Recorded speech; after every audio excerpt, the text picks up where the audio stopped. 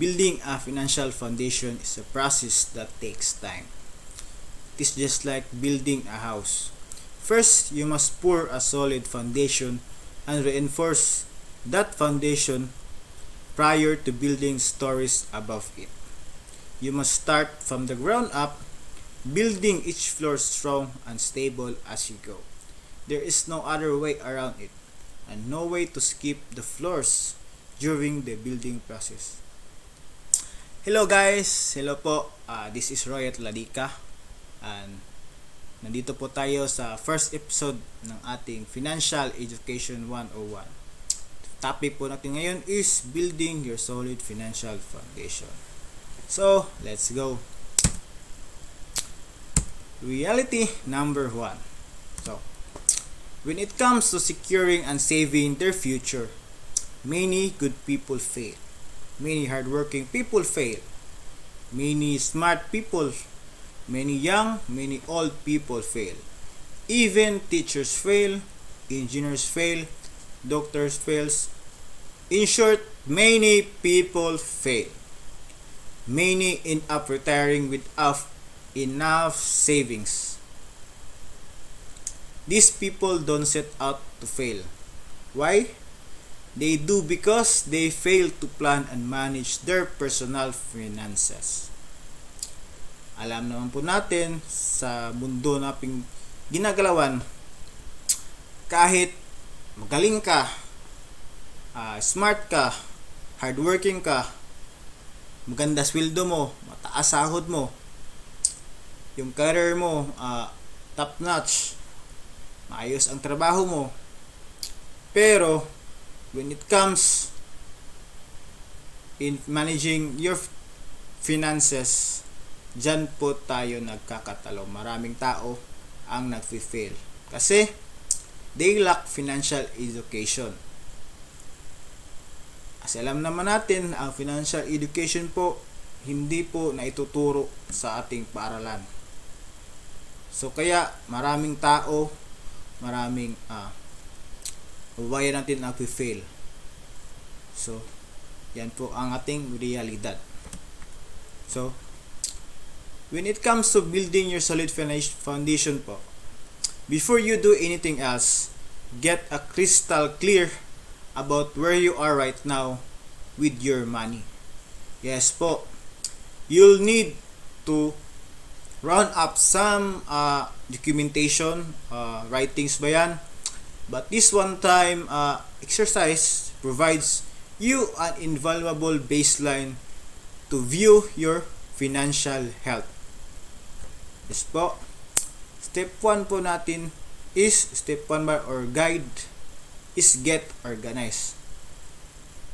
When building your solid financial foundation, you make a first step is get organized.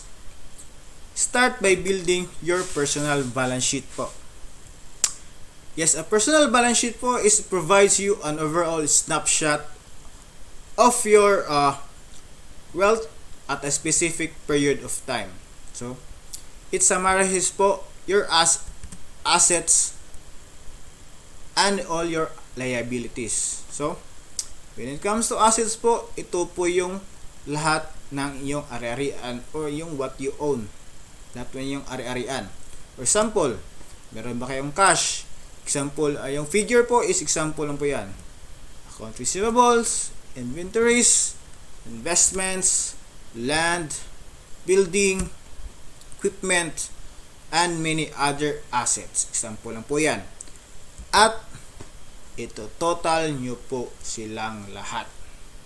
Then, i-versus nyo po ito sa inyong liabilities. O, inyong mga pinag-utangan. Inyong mga utang.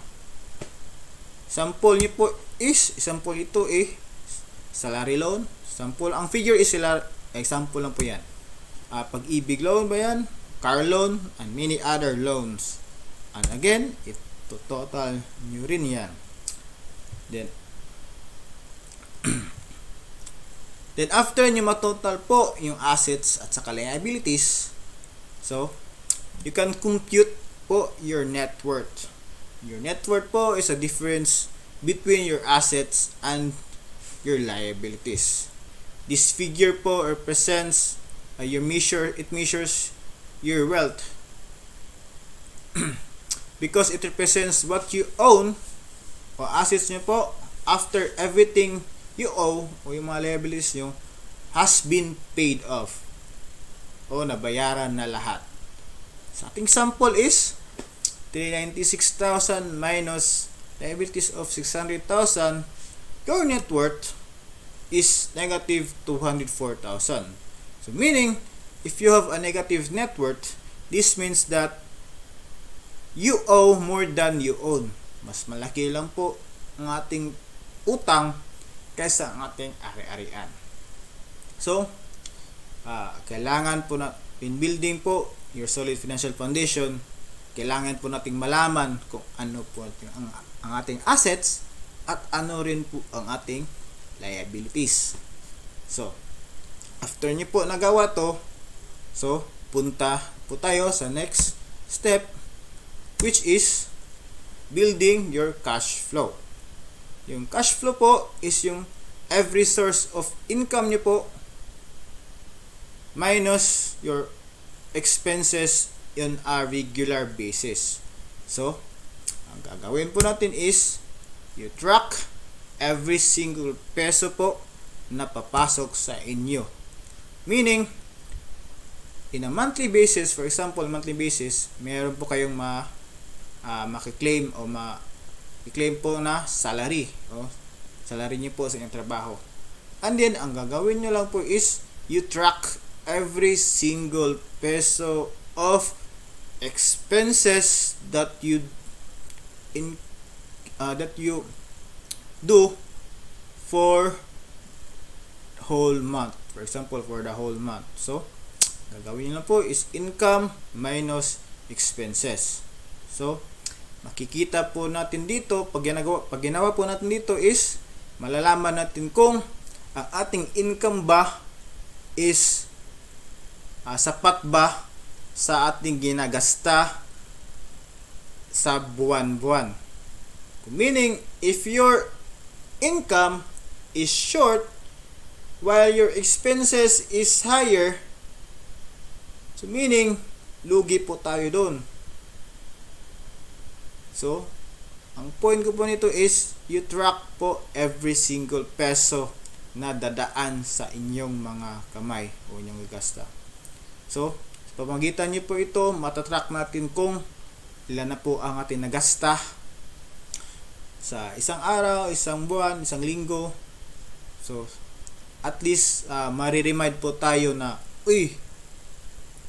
ganito pala ang aking expenses, ganito pala ang aking mga ginagasta. Then, machi-check po natin kung saan tayo gumasta, sa load ba yan, pamasahe ba yan, sa kain ba yan sa labas, o ano-ano pang expenses.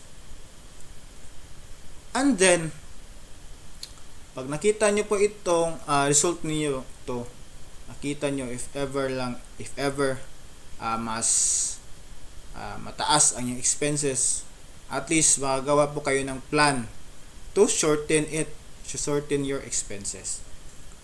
And then, when you another idea is, in order to start building your solid financial foundation, we have a savings formula. Savings formula po is your income minus savings po equals expenses. So the savings formula, kukuhanin muna natin yung ating pang-save muna. Kasi sa normal na ginagawa po ng mga tao, yung income po nila minus expenses equals savings. So, paano po makakapag-save kung unahin po natin ang ating mga expenses? So, kaya mayroon tayong savings formula para makuha natin yung ating savings before po natin magasta. So, that is the savings formula. Income minus savings equals expenses.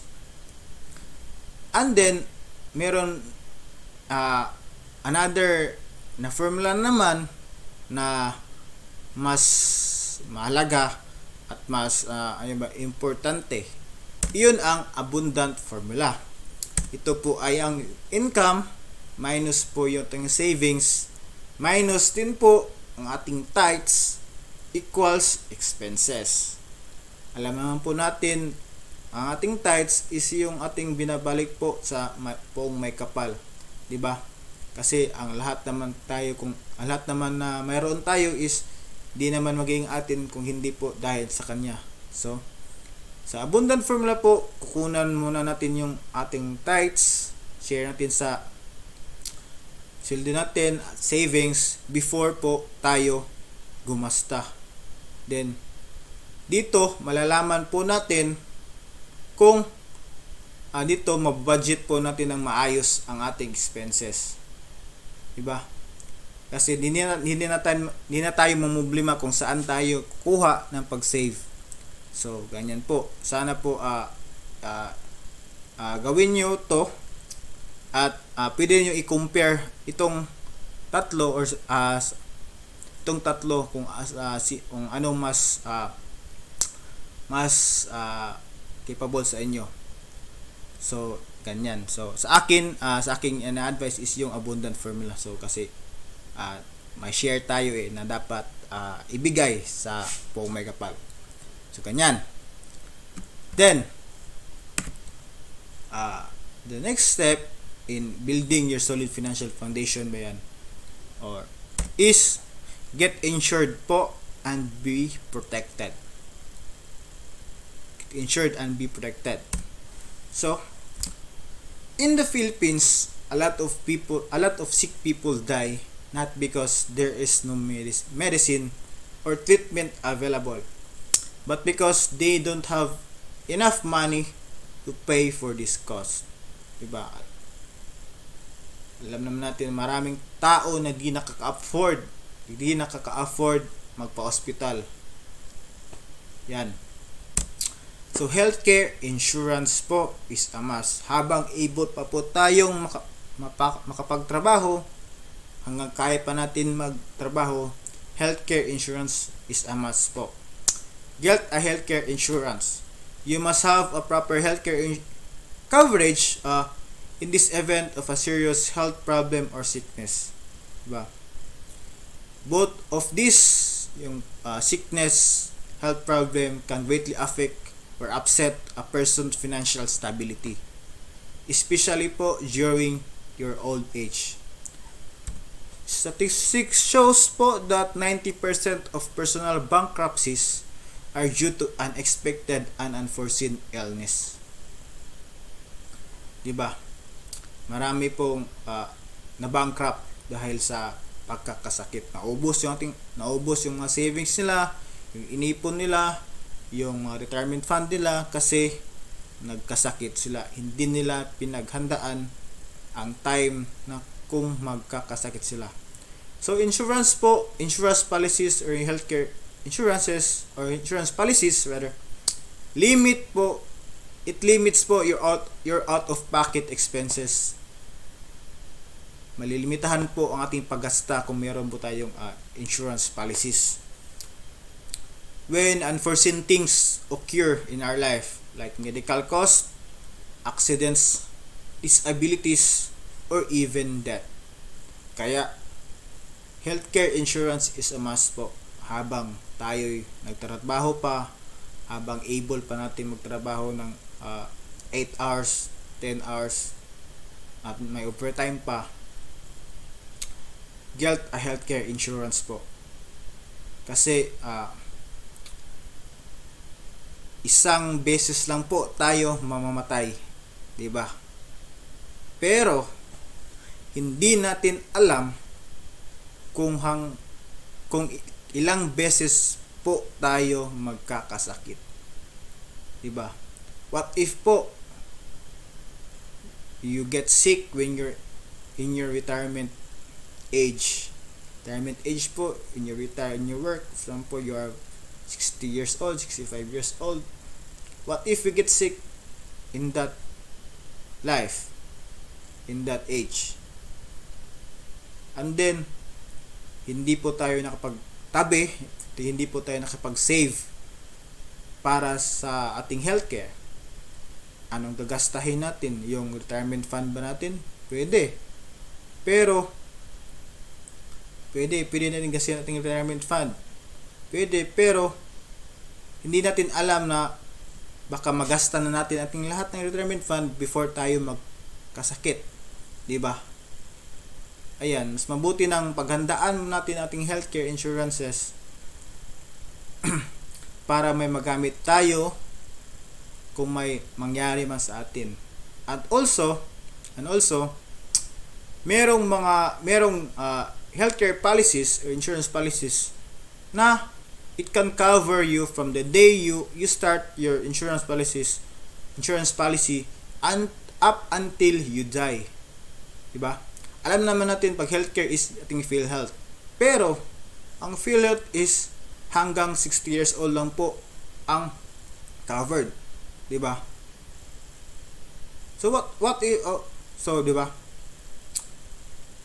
Mas mabuti nang maghanap po tayo ng ibang healthcare additional po sa ating PhilHealth para mas komportable po tayo kung ano mang mangyari sa atin. So, yun lang po. Nag-guess po nyo. So, ayun. Then, the next step in building your solid financial foundation po is ang ating debt management.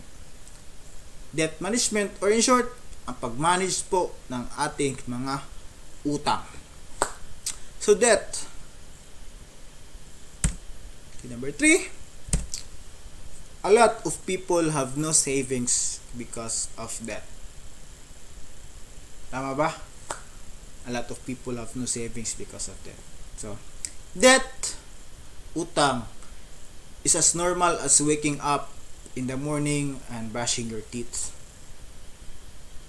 But because it is normal, that doesn't mean you have to live with it forever. Right? Tama ba? We have a little saying that debt is dumb. Debt robs your present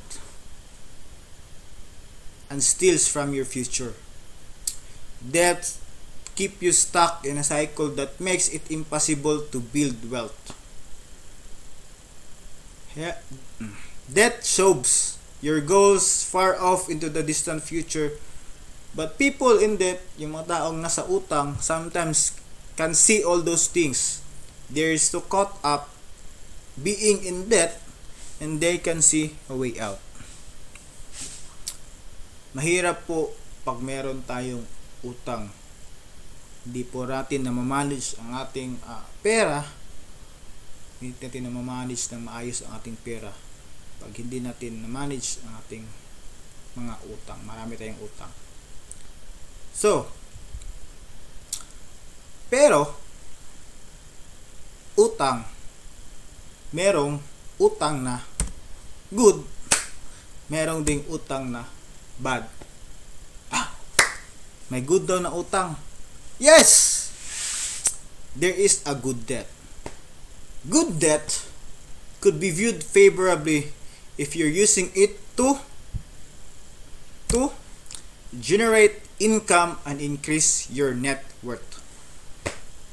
Yeah. Good debt para maki-increase ng income. Meron ba yun? Yes, meron. If good debt po, if yung utang mo, if you're using it to invest in an asset such as property, real estate, share of stock, business, and other investment vehicles which may generate income over time and or grow in value, and so you can sell it in the future for a profit at a later stage. So, yan, that defines good debt. So, meron tayong saying na it takes money to make money. Right? Then, to define naman bad debt is like borrowing money to purchase depreciating assets. For example, nangutang ka kasi gusto mong magbakasyon, bumili ng mamahaling gamit, ano pa ba? Pumunta abroad. Yan, that are samples of bad debts. Kaya, if ever na mangutang man tayo, alamin po natin kung saan natin ilalagay. Sa bad debt ba? O sa good debt? So, next, this time, I would share ideas or guide, share ideas on how to manage your debt. Manage po natin mga utang. To manage your utang. So, one thing to note in managing your debt is stop creating more debt. So, this alone can get you out of debt. Pero at least your debt won't get worse. If you continue adding debt, it will be much more difficult to make progress in reducing your debt. If you make any progress at all, reduce your temptation to create more debt. Take a break. Right, take a break po. Isipin muna natin kung bakit tayo mangungutang muli. Yan po. Then, 2, make a list of all your outstanding debt. Utang. Lahat ng mga utang niyo, ilista niyo. Lahat ng utang niyo, for example, lahat ng amount ng utang, amount of debt, yung monthly payment, yung interest rate, yung due date, pangalan ng due date ng yung utang. You can use your credit report naman sa pinag-utangan nyo ng mga companies, financial institutions. So, having all debts in front of you will allow you to see the bigger picture and stay aware of your complete debt. Pag nasa harapan nyo lahat nakalista niyan, ma-aware nyo kayo, meron pa akong dapat i-finish, dapat ma-paid ng mga utang. Makikita nyo. And then, after that, look for ways to put more money towards your debt. Look for ways. The more money you put toward your debt, the faster you can pay off your debt for good. If you don't really have additional ways, create a monthly budget. Right? Kagaya ng sinabi ko kanina, yung cash flow nyo po. So, track every single peso. So, create a budget to better manage your money. So, seeing your expenses in detail in a budget can also help you figure out how you could cut some expenses, and you may put at that extra money from your cut expenses towards your debt. Diba? Gaya ng sinabi ko yun, yung sa cash flow, track every single peso po. Okay, one thing you track that, pwede nyo makapag-cut ng expenses nyo at pwede nyo ilagay yung na-cut nyo na expense nyo sa inyong budget at ibayad nyo sa inyong mga utang. Yan. Next is increase your monthly payment. So if you could increase your monthly payment, do it. The less you pay toward your debt balances every month, the longer it will take to pay all your debts. But the bigger you put into your debt every month, the faster your debt will be paid off. So interest can exponentially expand the timeline of your debt repayment. So, and any remaining debt balances racks up interest charges every month.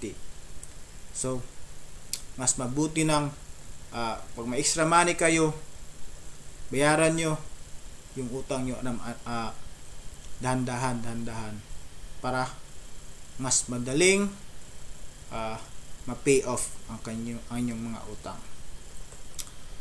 And one thing, and last is pay your debts on time.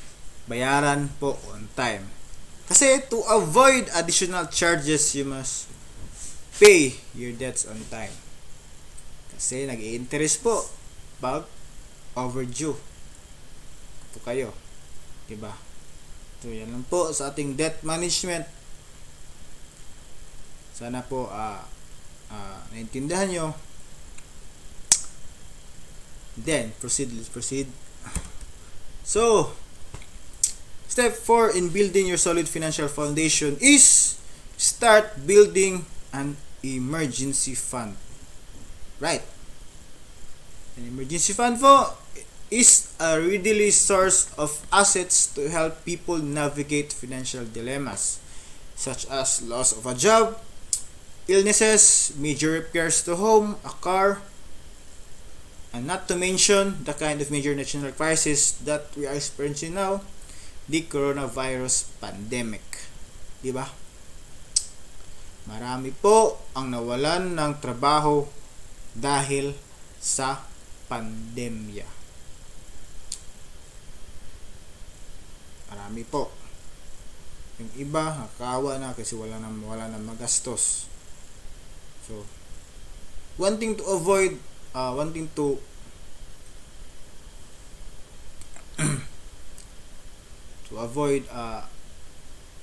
yung pagka stress natin dahil sa pandemic, di ba? Mas mabuti na meron tayong emergency fund. So, the purpose of the fund po is to improve your financial security by creating a safety net of cash that can be used to meet the emergency expenses. Kaya lang po ng may pandemya po, wala pong trabaho, wala pong sweldo. Kung meron po tayong emergency fund, meron tayong makukuha, meron tayong magagastos sa panahon ng crisis. And also, emergency fund po reduces the need to either draw or utang na naman. Pero po tayong emergency fund, may iwasan po nating mangutang na naman. Diba? So, how much should I save in emergency fund? So, per textbook or per advice from the authors, it should consist of at least 3 to 6 months of your monthly salary. So, if you have a monthly salary of 20,000, so therefore your emergency fund must consist of 60,000 to 120,000 pesos. Pesos ba yan? Dollars ba yan? So, ayan. Should consist of at least 3 to 6 months of your monthly salary. So, medyo malaki. Malaki nga kasi hindi natin alam kung kailan magka-crisis. For example, yung crisis nung nakaraang February, ilang months na hindi pa masyado nakaka-recover. Kung nawalan ka ng trabaho ng panahon na yun, at least for example, meron kang naitabi na worth 6 months na yung sweldo, at least 6 months from the start of the crisis, pwede ka pang mabuhay. Mayroon ka pang panggastos. Mayroon ka pang pangpuhunan kung gusto mag negosyo ng panahon ng crisis. Mayroon ka pang panggastos kung mag-apply ka ng bagong trabaho. So, yan po ang purpose po ng emergency fund. Kailangan po natin ng emergency fund. So, sir, saan ko po ilalagay ang aking emergency fund? Sample, saan ilalagay? It must be separated from your bank account that you use daily to avoid temptation of kuha. So, pwede nyo po itong ilagay sa bangko. Pero, kailangan po na separate po ito sa inyong bank account na ginagamit sa araw-araw o may perong bilin. Separate po dapat ito kasi alam naman natin ating mindset, pag merong tayong pera, hindi natin alam kung para saan. Gastos ng tayo. So, mas mabuti nang separate talaga siya. So, it is recommended also to put it on a high interest savings account with an easy access because an emergency can strike at any time. Having quick access is a crucial. So, alam naman po natin na ang bangko is low lang ating mga interest savings. So, maghanap po kayo ng high interest savings account. For example, visit or inquire at CIMB Bank. Simbank ba yun? Simbank. Sakay CIMB. So, they offer 3% interest per annum. So, mas malaki na yun kaysa regular savings account ng ibang mga bangko. So, ganun po. Opo, makapag-start na po kayo ng emergency fund. Kasi, need po natin talaga yan. Kasi hindi natin alam, baka mag-lockdown na naman ulit. Kasi almost 1 year na nung nag-lockdown last year. So, baka mag-lockdown na naman ulit ngayon. Mas mabuti nang makastart na po kayo mag-build ng yung emergency fund. Yun po. So, next is, and the last steps in building your solid financial foundation is learn and start to invest. Reality number 4. According to Bangko Sentral ng Pilipinas, only 3% of the population has an investment. 3% po at ilang milyon na po tayo, almost 100,000 kapin. So 3%, so nasa 1 million people or 2 million people lang ang may investment. Define investment is an asset or item that is purchased with the hope that it will generate income or appreciate in value at some point in the future. So that is investment. So, ang tanong, why invest? Why invest? Ikaw, invest ka na ba? Ako, sir, ikaw, why invest? Why invest? For me, there is 2 reasons why I invest. So, akala mo investor na di. Bago pa lang ako nag-invest ba? So, sa akin lang is, merong 2 reason po bakit dapat tayo mag-invest. Sa akin 2 reason dapat tayo mag-invest. First reason is to beat the inflation. Inflation po is defined as the depreciation of your money value over time. So, depreciation of the value of your money over time. Value of money. Depreciation po of your money value over time. So, for example, habang tumatagal ang panahon, yung pera natin nagde-depreciate. For example po, sa ating image, kita nyo, yung year 2000, ang ating 1,000 pesos,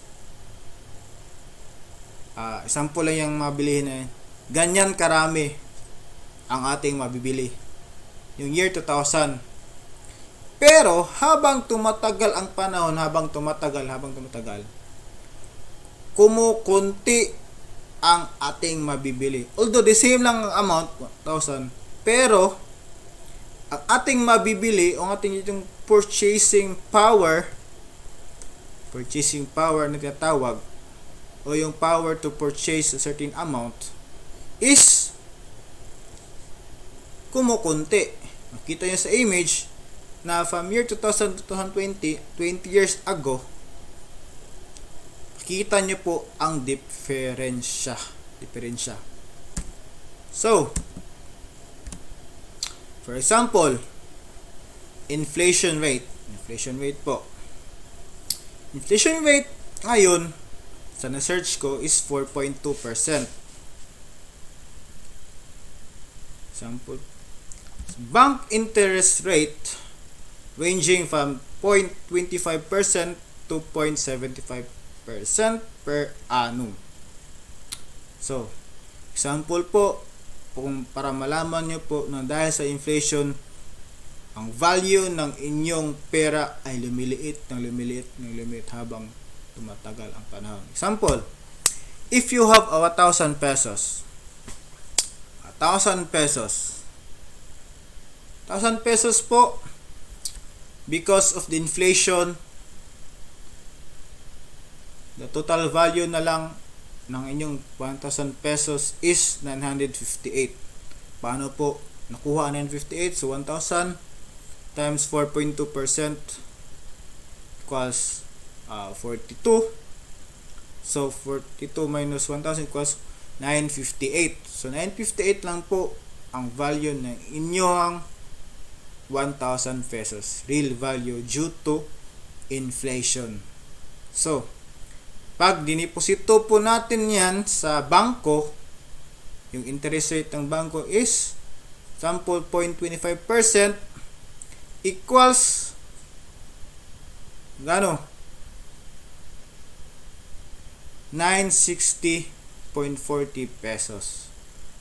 So, meaning, ang interest rate lang po na makukuha nyo sa bangko is 958 times 2.5 is almost more than 2 pesos and 2 pesos more. So meaning, if you invest 1,000 pesos today and after 1 year, next February, the value of your 1,000 pesos due to inflation is plus interest rate sa bank is equals to 960 pesos point 40. There is a loss of 40 pesos. So, nakita nyo po dito na ang inflation rate po is napakalaking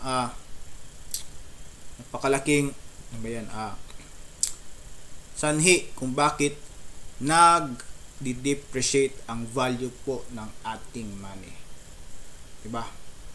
So, one thing to counter that inflation rate is to put your money to a high interest bearing investment account. For example, mutual fund rate. Search mutual fund po for further information. So, mutual fund rate is an investment vehicle po. Investment vehicle po ang mutual funds, investment instrument. So, mutual fund rate from other institutions, they offer 10% to 18% per annum. So, sample, your 1,000 pesos equals to 958 because of the inflation of 4.2%. So, 958 na lang. Multiply it by the interest rate of mutual fund, for example, 10%, it equals to 10% of 958, so 95.8 plus 958 equals to 1,053.8. So, there is a gain of 53 pesos. So, nakikita po natin sa dalawang example na one thing to counter that inflation is to put your money into a high interest bearing account. Right? Para maiwasan natin ang pag-depreciate ng ating pera because of the inflation. Para mas may pagkataon pa yan siya na makapag-work. Let your money work for you. Diba? Kung ika nga. Ayan, kita nyo po ang effect ng inflation. Kaya, please do comment po kung meron po kayong questions, other questions, or ano pa ba, or comment po for other mutual funds, so I can advise you po. I can share some ideas. So please do comment. I'm willing to answer it with my best of my knowledge. So then the second reason, that is my first reason, and my second reason why you should invest is to achieve financial goals and dreams. Lahat naman po tayo may financial goals, and my financial goal is to achieve certain amount of financial freedom where I make decisions na where I make decisions na hindi na ako maka-involve ng pera, hindi na ako basta to achieve a certain level of financial freedom. Yan po ang aking goals why I invest, to achieve certain level of financial freedom. Kayo, ano po ang inyong financial goals? Share. So, yun lang po ating 5 step o 5 guide na pwede nyo sundin to achieve o to build your solid financial foundation. So, that's our topic for today. So, Albert Einstein once quoted, so putting your money invested in a long term minimizes the risk of losses incurred by the inherent volatility of the market.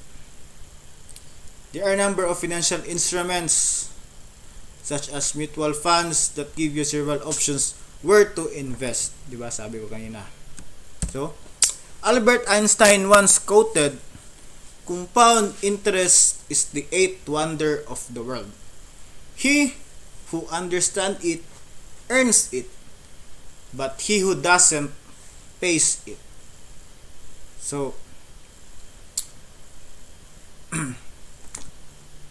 compound interest, reserve po natin yan sa next topic natin. But itong quote na to ang nakapagpukaw na aking damdamin. So, seeking a professional help, as with anything, for example, medical ba yan, architecture, engineering ba yan, plumbing, and also for your finances is a must. Let us not self-medicate. Pwede naman tayo mag-self-medicate, pero mas mabuti po yung makinig po tayo sa mga eksperto. At yun. Yes po, investing can be arduous and could be complicated thing for many. But it is crucial for fulfilling your dreams. So, amidst the jargon, the stigma, the fear, the risk involved, you as an investor must fix the gaze on target. What matters most is you know the reasons why you want to grow your money and to achieve or secure your financial future for you and your loved ones. So, that's it for our guide for building your solid financial foundation. So, also I would like to promote our financial literacy campaign. Yan, kita nyo sa screen, 30 M by 30, meaning 30 million people financially educated by the year 2030. Diba? Yan ang aming counting. Meron kaming counter rather. 2,350,764 families, Filipino families that are already financially educated. Yan po. Yan po ang aming financial literacy campaign sa IMG po, International Marketing Group. Yan po. Sana po ngayong sharing ito, meron po kayong natutunan. Let us be financially educated together po. And also, one of the most important aspects po in building a financial foundation is you have a balanced budget. Yeah. You can't be financially healthy if you spend more what you earn. Use the balance sheet you will create to build a budget that reflects the reality of your income and expenses. Have a discipline no matter what your goals are. Sticking to the plan you just created, and checking off your goals one by one will keep you progressing. Remember po, building your solid financial foundation takes time, focus, and effort. But when you follow your step-by-step process, you'll see the real results with your money and gain confidence in your ability to create and stick to a financially healthy life. Financially healthy life. Ilan po, sana po ay meron po kayong natutunan sa ngayong topic natin ngayon. And also, please do subscribe for more videos, for more financial education topics to come. And also, please do comment if meron po kayong di naintindihan, kay willing po ako mag-share sa inyo kung ano man po ang inyong mga katanungan. And also to those who wants to be financially educated, comment, please do comment so I can send the links for our financial literacy seminars. Free po ito. Let's be financially educated po together, kasi financial education is not just for the wealthy. Ito po yung tatandaan nyo. Financial education po is not just for the wealthy. It's for everyone. Para po sa lahat. Walang mahirap, walang mayaman, walang bata, walang matanda, walang ngipin man, may ngipin man o wala. Ang financial education po ay para sa lahat. Yun lang po. Maraming salamat. Sa panahon na makipag-share ng topic. And also, please don't hesitate to comment. Please subscribe for more financial education topics to come. Thank you and God bless. Mabuhay Pilipinas.